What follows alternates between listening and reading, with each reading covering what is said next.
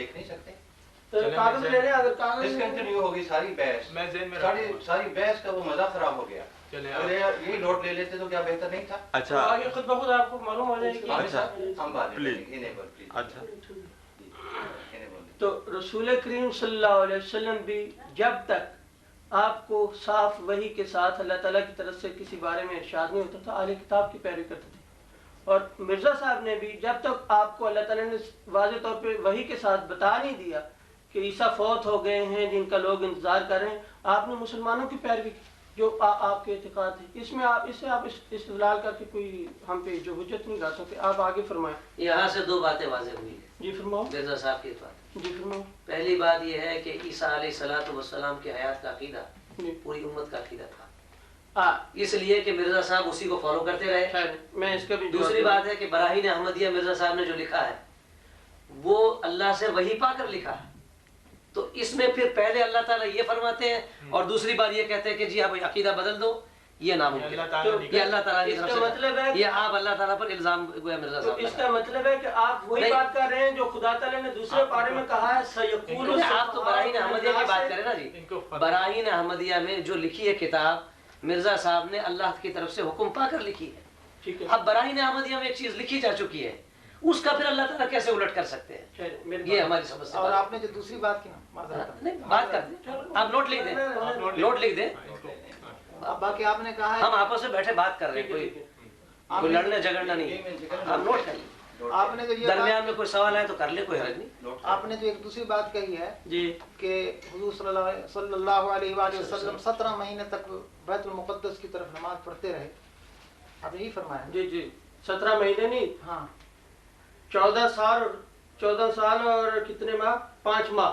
اچھا 14 سال اور 5 جی ماہ. 13 سال مکہ کے اور 1 سال مدینے کا, اور اس کے علاوہ 5 ماہ. اچھا یہ حضور صلی اللہ علیہ وسلم نماز پڑھتے رہے بیت المقدس کی طرف. جی منہ کر کے. یہ نمازیں ہو گئی یا نہیں ہوئی؟ ضرور ہوئی, کیوں نہیں ہوئی. اچھا ہو گئی. چلو یہ بات ہمیں آپ سے پوچھنی تھی, چلو معلوم ہو گیا. نمازیں ساری وہ ہو گئیں. جی اچھا اب دوسری بات یہ ہے کہ مرزا صاحب کی طرف ذرا تشریف لائیے آپ. میں آپ کو بتلاتا ہوں کہ مرزا صاحب فرماتے ہیں کہ یہ جو میں نے کتاب لکھی ہے یہ ملہم اور معمور ہو کر کے لکھی ہے. یہ ان کی کتاب میرے پاس ہے, آئینہ کمالات اسلام, اس کے آخر میں اشتہار ہے. انہوں نے اس میں فرمایا ہے اور لکھا ہے, اشتہار دیا ہے, کتاب براہین احمدیہ جس کو خدا تعالیٰ کی طرف سے مؤلف نے ملہم اور معمور ہو کر بغرض اصلاح و تجدید دین تالیف کیا ہے. ٹھیک ہے, یہ ملہم ہو کر کے لکھی ہے. تاریخ اس کے پیچھے ہے, پیج نمبر لکھ آخر میں لکھا ہوا ہے, یہ اشتہار ہے باقاعدہ.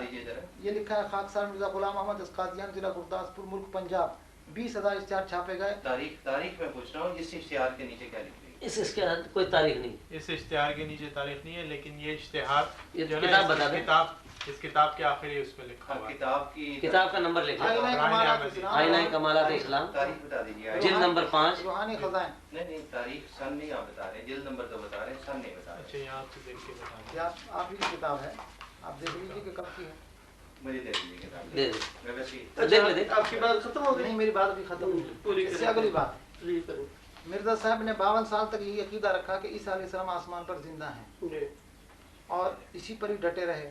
اور ایک جگہ نہیں, انہوں نے کئی کتابوں میں اس بات کا تذکرہ کیا. براہین احمدیہ میں خاص طور پر اس کو لکھا. اور اس کے بعد پھر انہوں نے یہ عقیدہ بدل لیا اور پھر یہ لکھا کہ جو شخص یہ عقیدہ رکھتا ہے وہ مشرک ہے. من سوء الادب ان یقال ان عیسی ما مات ان هو الا شرک عظیم. یہ الاستفتاء صفحہ نمبر 39 حقیقت الوحی کے ساتھ ملحق کتاب ہے. مرزا صاحب نے لکھا ہے کہ جس شخص کا یہ عقیدہ ہے کہ حضرت عیسیٰ علیہ السلام آسمان پر زندہ ہیں, وہ شخص جو ہے وہ مشرک ہے. یہ عقیدہ مشرکانہ ہے.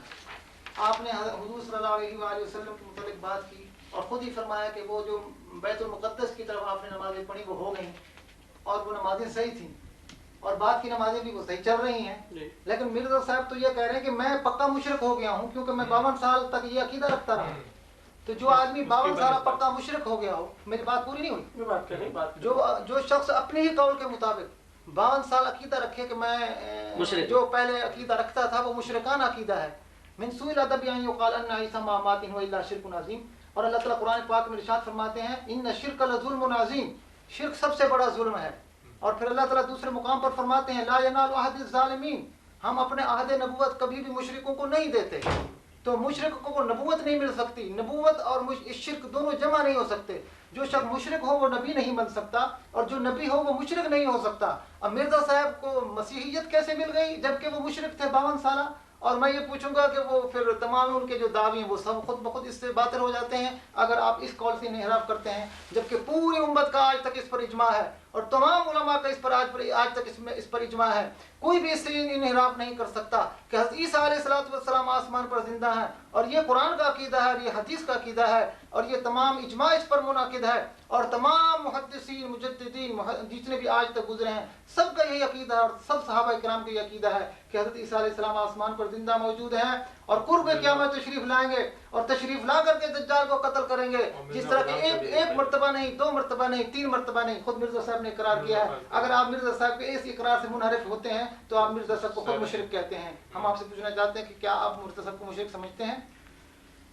اچھا، میں پہلے تو یہ بات بتاؤں نا، آپ کا یہ اعتراض کہ مرزا صاحب نے پہلے ایسے کیوں لکھا بعد میں کیوں لکھا. ٹھیک، پہلی بات یہ ہے کہ میں نے پہلے بھی آپ کو کلیئر کیا ہے کہ مرزا صاحب نے جو بھی لکھا پہلے وہ عام مسلمانوں میں جو عقیدہ رائج تھا اس وقت اس کے مطابق کیا.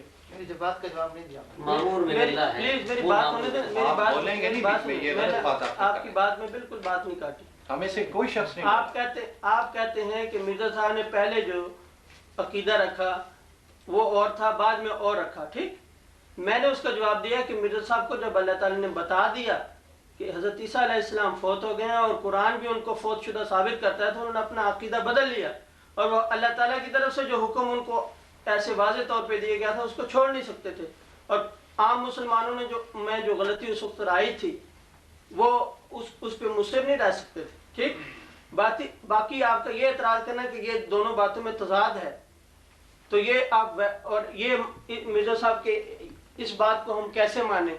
تو آپ کا یہی اعتراض جو ہے وہ یہودیوں کے اعتراض جیسا ہے. جیسے قرآن شریف میں اللہ تعالیٰ فرماتا ہے کہ جب نبی کریم صلی اللہ علیہ وسلم کو قبلہ بدلنے کا حکم ہوا تو اللہ تعالیٰ کیا فرماتا ہے آپ اچھی طرح جانتے ہیں. دوسرے پارے میں پہلی آیت ہے سَيَقُولُ السُّفَهَاءُ مِنَ النَّاسِ مَنْ مَا وَلَّاهُمْ عَنْ قِبْلَتِهِمُ الَّتِي كَانُوا عَلَيْهَا کہ بعض بیوقوف لوگ کہیں گے کہ ان مسلمانوں کو جس قبلہ پر یہ تھے اس کس چیز نے بدل دیا اور دوسرے قبلہ کی طرف ہو گئے. تو نبی کریم صلی اللہ علیہ وسلم نے جو کچھ پہلے کیا تھا وہ اتباع اہل کتاب کی وجہ سے کیا، موافقت اہل کتاب کی وجہ سے کیا. تو جو اعتراض آپ مرزا صاحب کے کرتے ہیں وہی اعتراض ایک یہودی آپ پہ کرے اور رسول کریم صلی اللہ علیہ وسلم پہ کرے یا ایک عیسائی کرے. آپ جو جواب دیں گے وہی میرا جواب ہے. اچھا، میں آپ کو ایک چیز ان کو بتا دیں. ٹھیک ہے، ایک بات ہوگی نا، آپ نوٹ کر لیں پھر بات کریں. دوسری یہ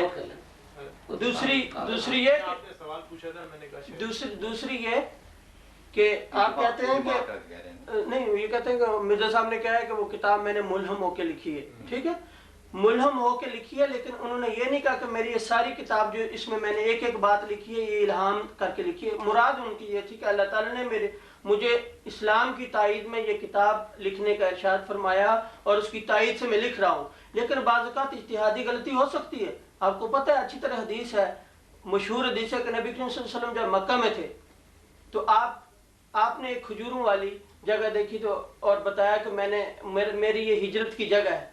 اور رسول کریم صلی اللہ علیہ وسلم جب مدینہ میں آئے تو بتاتے ہیں کہ میں سمجھتا تھا کہ وہ ہجر کا علاقہ ہے جو مجھے دکھایا گیا تھا کھجوروں والا، لیکن اب مدینہ آ کے مجھے پتہ لگا کہ یہ تو اصل میں مدینہ ہے کھجوروں والا علاقہ. تو اتحادی غلطی ہو سکتی ہے. نبی کریم صلی اللہ علیہ وسلم کو قرآن شریف میں واضح طور پہ کہا گیا تھا کہ جا کے عمرہ کرو، حج کرو. ٹھیک، صلح حدیبیہ جس کی وجہ سے ہوئی اور آپ وہی کی بنا پر وہاں گئے اور 1400 صحابہ لے کے گئے اور کفار نے جب روکا اور آپ رک گئے اور عمر آ کے کہتے لگے یا رسول اللہ آپ نے تو خود کہا تھا کہ مجھے وہی ہو رہی ہے کہ جا کے حج کرو، عمرہ کرو، اور میں آپ عمرہ کرنے نکلے اور ہمیں لیکن آپ کا جھوٹے ہیں اور واپس جا رہے ہیں اور کفار کی شرائط مان رہے ہیں. لیکن آپ نوٹ کریں جو بھی کرنا ہے پلیز. میں نوٹ کر رہا ہوں. تو رسول اللہ کے